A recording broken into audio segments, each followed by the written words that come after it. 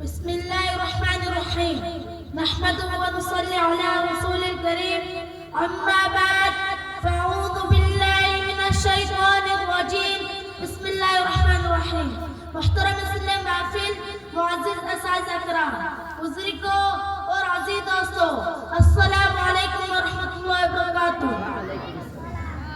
آج مجھے جس عظیم موضوع پر چند الفاظ کہنے کی سعادت نصیب ہو رہی ہے وہ ہے شان قرآن، وہ قرآن جو صرف ایک کتاب نہیں بلکہ پوری انسانیت کے لیے ہدایت کا چراغ، دلوں کے لیے سکون اور زندگی کے ہر مسئلے کا حل ہے۔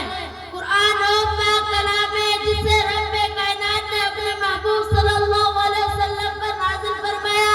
یہ وہ کلام ہے جس کے ایک ایک حرف پر 10 نیکیاں ملتی ہے۔ یہ وہ کتاب ہے جس کے پڑھنے سے دل نرم ہو جاتے ہیں، آنکھیں جھک جاتی ہے اور روح جاگ اٹھتی ہے۔ اللہ تعالیٰ فرماتا ہے یہ قرآن وہ کتاب ہے جس میں کوئی شک نہیں، یہ پرہیزگاروں کے لیے ہدایت ہے۔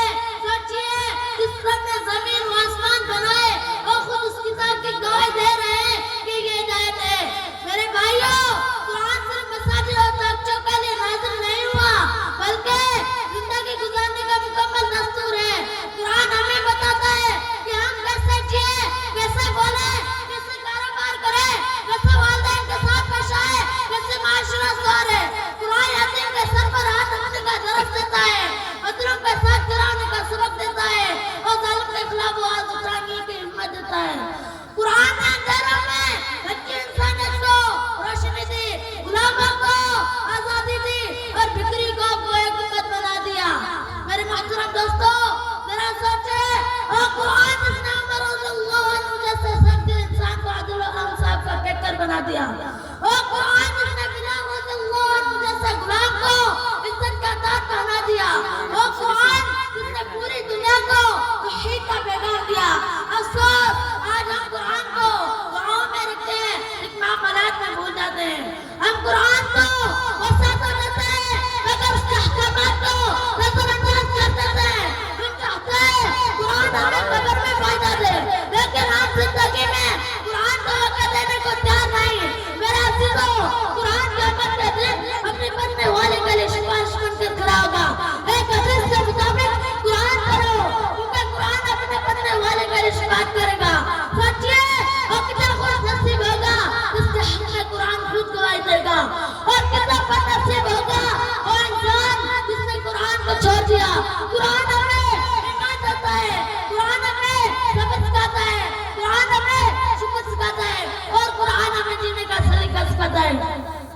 یہ وہ کلام ہے جو تھکے دل کو طاقت اور ٹوٹے دل کو ہمت اور گمراہ انسان کو راستہ دکھاتا ہے۔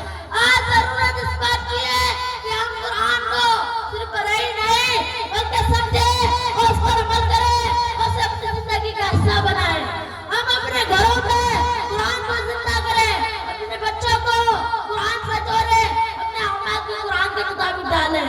آخر میں میں اپنی بات ایک دعا پر ختم کرتا ہوں۔ یا اللہ ہمیں قرآن کا سچا عاشق بنا دے۔